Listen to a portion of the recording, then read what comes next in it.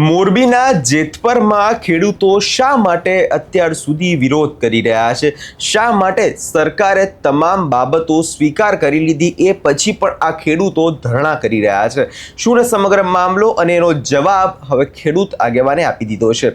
નમસ્કાર, આપ જોઈ રહ્યા છો નિર્ભય ન્યૂઝ. હું છું આપની સાથે પ્રથમ મોદી. મોરબીના જેતપરની અંદર ખેડૂતો વિરોધ પ્રદર્શન કરી રહ્યા છે, પરંતુ લોકોના મનમાં એક સવાલ છે કે સરકારે પરિપત્ર જાહેર કરી દીધો તો પણ શા માટે આ ખેડૂતો અત્યાર સુધી વિરોધ કરી રહ્યા છે? અને હવે આનો જ જવાબ એક ખેડૂત આગેવાને આપી દીધો છે અને સાથે સાથે કૃષિ મંત્રી જીતુ વાઘાણીનો ઉધડો પણ લઈ લીધો છે. સૌ પહેલા એક ખેડૂત આગેવાનને સાંભળી લે કે તેમનું આ વિષયમાં શું કહેવું છે. હવે જીતુભાઈએ છે ને પ્રેસ કોન્ફરન્સ કરી અને આખા ગુજરાતમાં એવો માહોલ ઉભો કર્યો કે સરકારે ખેડૂતોની વાત માની લીધી અને સરકારે ઘણું બધું ખેડૂતોને આપ્યું. તો ઘણા લોકો ગામમાં એવી વાત કરે છે કે સરકારે ખેડૂતોની વાત માની લીધી, ખેડૂતોને ઘણું બધું આપ્યું, તો પછી ખેડૂતો કેમ હજી આંદોલન ચાલુ રાખ્યું છે? આ જેતપુરની છાવણી હજી કેમ ગાજે છે? ગુજરાતનો ખેડૂત એક ખેડૂત છે એ આ પરિપત્રનો કેમ વિરોધ કરે છે? જે આ જીતુભાઈ પ્રેસ કોન્ફરન્સ કરીને બહાર પાડ્યો પરિપત્ર મારા હાથમાં છે.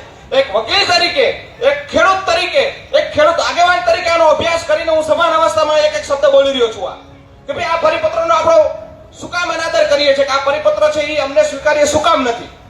તો સૌથી પહેલા હું તમને કહું એમ કીધું કે વળતર માટે ટાવર બેઝના 200% વળતર આપશું. તો 200%ની તો ઓલરેડી જોગવાઈ છે જ કેન્દ્ર સરકારની ગાઈડલાઈનમાં. તો જીતુભાઈ તમે અમને નવું શું આપ્યું, વધારાનું શું આપ્યું? 200%ની ઓલરેડી ગાઈડલાઈન છે અને ગાઈડલાઈન ન હોય તો તમે કાલે પ્રેસ કોન્ફરન્સ કરીને કહો કે ગજેન્દ્રસિંહ ખોટું બોલે છે અને ગજેન્દ્રસિંહ તમારી પ્રેસ કોન્ફરન્સમાં તમારી સામે ડિબેટ કરવા માટે તૈયાર છે. બીજી વસ્તુ, હા, જૂની ગાઈડલાઈન હતી રાજ્ય સરકારની કે કોરિડોર માટે 25% વળતર મળતું હતું, પણ કેન્દ્ર સરકારમાં તો 30% જ હતું. તો એ એમને શું કર્યું, સુધારીને 30% કરી દીધું. આપણને જે અન્યાય થતો હતો એ. પછી મારે કેવું છે કે જીતુભાઈ, તમે જે પ્રેસ કોન્ફરન્સ કરી, તમારા સચિવોએ આ પત્ર તૈયાર કર્યો, તમે બધા ભણેલા ગણેલા છો કે અભણ છો? આ હું કહું છું, તમારા સચિવો ભણેલા છે કે અભણ છે? આ પરિપત્ર જેને ડ્રાફ્ટ કર્યો છે એ વ્યક્તિ ભણેલ છે કે અભણ છે? તમે આમાં શું લખ્યું છે તમને ખબર છે? જીતુભાઈ, તમે આ વાંચ્યું છે કૃષિ મંત્રી તરીકે? નથી વાંચ્યું. જો વાંચ્યું હોય ને તો તમે એ રીતે બોલો નહીં. જીતુભાઈએ શું જાહેરાત કરી? વળતર 100% અને આગોતરું આપશું, આવું જાહેરાત કરી. હવે હું આમાં તમને વાંચીને સંભળાવું. તો ભાઈ જે જાહેરાત કરી 100% વળતર અને આગોતરું પછી કામ ચાલુ, આવું કીધું ભાઈ? હું ભૂલતો નથી ને? આવું જ કીધું ને? આપણે ખેડૂતો આવું જ સમજાતા ને કે 100% વળતર એડવાન્સમાં આપી દેવાનું પછી કામ ચાલુ કરવાનું, આવું કીધું? હવે જો જીતુભાઈ પરિપત્રમાં લખ્યું છે, જિલ્લા કલેક્ટર પેરા નંબર 6, હું કહી દઉં એ એમને, બરોબર? પેરા નંબર 6 માં વહીવટી પ્રક્રિયા કરીને લખ્યું છે. જીતુભાઈને ન મળે તો હું કહી દઉં. એટલે પેરા નંબર 6 વહીવટી પ્રક્રિયા, જિલ્લા કલેક્ટર શ્રી સમિતિ દ્વારા નક્કી થયેલ બજાર ભાવના આધારે વળતર ચૂકવવાની શરતે ટ્રાન્સમિશન લાઇનની ભૌતિક કામગીરી કોઈ પણ અડચણ વિના, ભૌતિક કામગીરી એટલે જે વાડી થાંભલા નખાય કોઈ પણ અડચણ વિના ત્વરિત આગળ વધારવાની મંજૂરી આપી શકશે. ત્વરિત, તાત્કાલિક આગળ વધારવાની મંજૂરી આપી શકશે. તો આમાં 100% વળતર ક્યાં ગયું? શું કીધું? વળતર ચૂકવવાની શરતે, ચૂકવી દીધા પછી નહીં. શું લખ્યું છે? ખાલી કંપનીને એટલું કહેશે કે તમારે આને વળતર ચૂકવી દેવાનું, એ શરતે તમે કાલથી કામગીરી ચાલુ કરી દો. તો આપણું 100% વળતર ક્યાં ગયું? આપણું આગોતરું વળતર ક્યાં ગયું?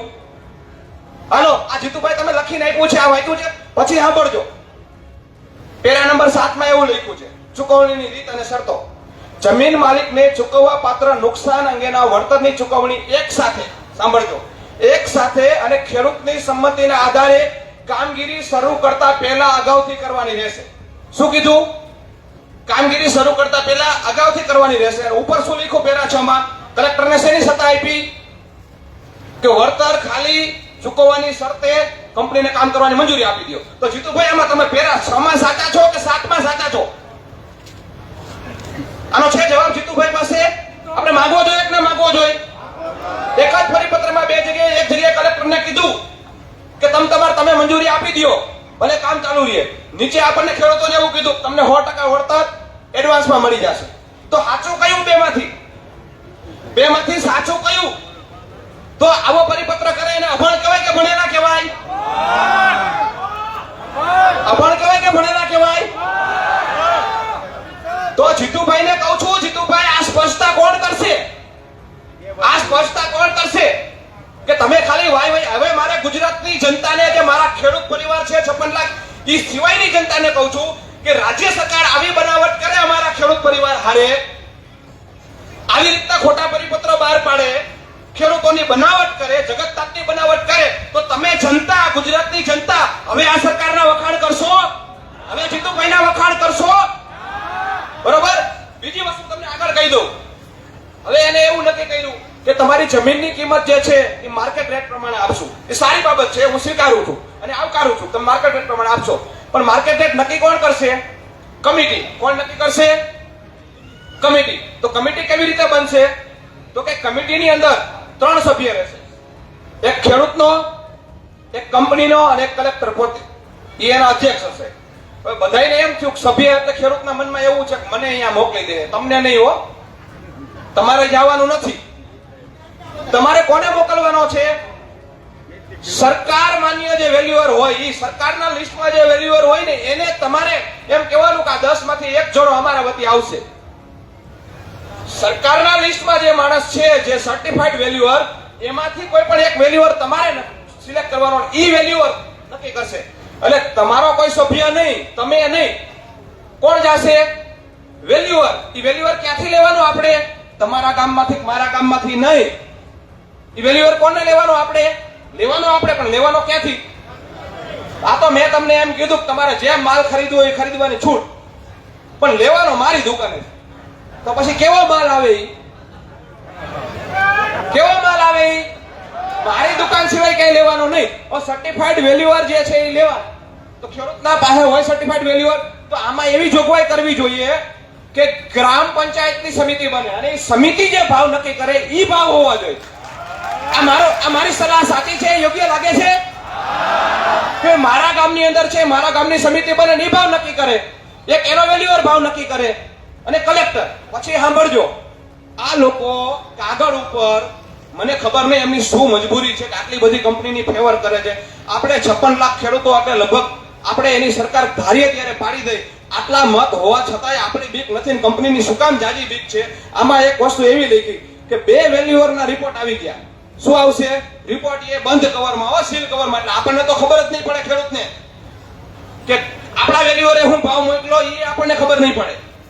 કંપનીના વેલ્યુઅરે શું ભાવ મોકલો, એ આપણને ખબર નહીં પડે. કલેક્ટરના વેલ્યુઅરે શું ભાવ નક્કી કર્યો, એ આપણને ખબર નહીં પડે. 3 બંધ કવર એની પાસે ગયા. પછી 2 કવર ખોલશે. શું કરશે? 2 કવર ખોલશે. એ 2 કવર ખોલ્યા પછી માની લો કે 2 નો ભાવ છે 20% થી વધારે ડિફરન્સ નથી રહેતો, તો શું કરવાનું? 2 ની એવરેજ કાઢી લેવાની. શું કરવાનું? માની લો એકમાં ભાવ 50 રૂપિયા છે, એકમાં ભાવ 100 રૂપિયા છે, તો કેટલો ડિફરન્સ થયો? 50% નો. તો હવે એને શું કીધું ખબર છે? તો તમારે કયો ભાવ ગણવાનો? નીચો ભાવ છે ને એમાં 10% ઉમેરવાનો. અને નીચલો ભાવ કેટલો છે? 50. 50 માં 10 ઉમેરો તો કેટલા થાય? 60. આપણી વેલ્યુ કેટલી હતી? 100. તો 100 ની જગ્યાએ આપણને કેટલા મળે? 60. વિચાર કરો. એમ નથી કહેતા કે ઊંચો ભાવ છે એમાંથી 10 ઓછા કરવાના, તો 100 ના 90 આપણને આપી દઈએ, મંજૂર કે નહીં? નહીં. કંપનીને નુકસાન ન જવું જોઈએ, ખેડૂતો ભલે નુકસાન ભોગવે. કયા ભાવ લીધા એને? નીચા, એમાં 10% ઉમેરવાના. એવું નહીં કે ઊંચામાં 10% ઓછા કરી તો 100 ના 90 થાય. આ કેટલા થાય? 50 ના 60. સમજ્યા તમે? બીજી વસ્તુ એને આમાં એવી જોગવાઈ કરી કે માની લો તમે એમ કીધું કે 50 ના 60 થઈ, મને મંજૂર નથી, આપણે ના પાડી દીધી. તો એ શું કરશે? ત્રીજા વેલ્યુઅરનું જે કવર હતું ને, બંધ સિક્રેટ કવર, ઈ ખોલશે. પછી માની લો એમાં ભાવ નીકળો 80 રૂપિયા. કેટલો ભાવ નીકળો? 80 રૂપિયા. તો ઓલામાં 80 રૂપિયા થયા, આમાં કેટલો છે? 50 રૂપિયા. તો એ 2 માંથી નીચો ભાવ એ લેવાનો. કયો લેવાનો? નીચો એટલે કેટલા થાય? તો ઊંચો ભાવ નહીં, કારણ કે નીચો લઈએ તો પૈસા કેને ઓછા દેવા પડે? કંપનીને. અને ઊંચો ભાવ લઈએ તો પૈસા કેના ખિસ્સામાં વધારે જાય? તો ખેડૂતના ખિસ્સામાં પૈસા વધારે જાય એવું આ લોકો, વધારે એટલે આપણા હકના છે, આપણને સારું વળતર મળે એની વાત છે. તો ભાઈ તમે આ નીચો શું કામ શબ્દ વાપરો? નહીં એવરેજ. એવરેજ નથી કહેતા હો કે ભાઈ બે ભાવ આવ્યા, એક 50 આવ્યો ને 80 આવ્યો, બેની એવરેજ કરો તો કેટલા થાય? તો 65 થાય ને. અને નીચો કેટલા થાય? 50. તોય આપણને પણ એવરેજ નહીં, ઊંચો ભાવે નહીં, પણ કયો લેવાનો? નીચો ભાવ. તો હવે આમને લાજ શરમ નેવે મૂકી દીધી કહેવાય કે ન કહેવાય? લાજ શરમ નેવે મૂકી દીધી કહેવાય કે ન કહેવાય? હવે હું તમને એમ કહું, આ ખેડૂતોને ઊંચું વળતર દેવાનું ઓલો ચીનના જિનપિંગ છે ઈ ના પાડતા છે ને પાકિસ્તાનના નવાઝ શરીફ ના પાડતા છે? કોણ દબાણ ઊભું કરતું હશે આમની ઉપર? કોણ દબાણ ઊભું કરતું હશે? અને ખેડૂતોના હકની વાત છે. પછી તમને કહી દઉં કે આપણે વાત છે ની કઈ રીતે માંગણી કે ભાઈ અમારી 10 વીઘાની જમીનમાં એક થાંભલો આવે તો મારી 10 વીઘાની આખી જમીનની કિંમત ઘટી જાય. મારું 5 વીઘાનું કટકું હોય અને એમાં થાંભલો તાર આવે તો મારું 5 વીઘાની કિંમત ઘટી જાય. તો ઈ તો આપણને વળતર આપ્યું જ નથી. ઈ તો વળતર આપણને આપ્યું જ નથી. હજી ઈ વળતર આપણું એક લેવાનું બાકી છે. બીજી વસ્તુ, રાજસ્થાનમાં 400% વળતર મળે. કેટલું? તો 200% તો ભારત સરકારે કેદુનું કીધેલું છે. તો તમે અમને આપ્યું શું? તો રાજસ્થાનમાં 400% વળતર છે તો ગુજરાતમાં કેમ નહીં? આનો જવાબ મને આપે જીતુભાઈ કે ભાઈ ગુજરાતના ખેડૂતોને અમે એટલા માટે 400% નથી આપવા માંગતા કે એના આટલા કારણ છે. કારણ જણાવે કાલ પ્રેસ કોન્ફરન્સ કરીને. હું અમને ચેલેન્જ આપું છું, તમે કારણ જણાવો. તમારે કારણ યોગ્ય હશે તો અમે ગુજરાતના ખેડૂતો સહમત થશું, અને યોગ્ય નહીં હોય તો તમારે વળતર આપવું પડશે. બરોબર છે ને? કારણ જણાવો કે ભાઈ અમારે ગરીબોને ઝૂંપડામાં મફત વીજળી આપવી છે, બરોબર છે, એટલા માટે તમને વળતર નહીં આપીએ. અમારે ખેડૂતોને અડધી કિંમતે વીજળી આપવી છે, એટલા માટે તમને વળતર નહીં આપીએ. તો આપણે સહમત થશું, 200% લઈ લેવું. પણ નહીં, ત્યાં તો પૂરા પૈસા લેવાના છે જીએસટી લગાડીને. શું લગાડીને? જીએસટી લગાડીને. એટલે સરકારની તિજોરી ભરાય, કંપનીની તિજોરી ભરાય, ખેડૂતનો જે થવું એ થાય. એટલે આ જે કાયદાકીય પ્રશ્ન. પછી બીજી વસ્તુ, 30% વળતરની વાત કરી આપણને કે તાર નીકળે એનું 30% વળતર. ઈ 30% વળતર શેના 30% ગણવાના?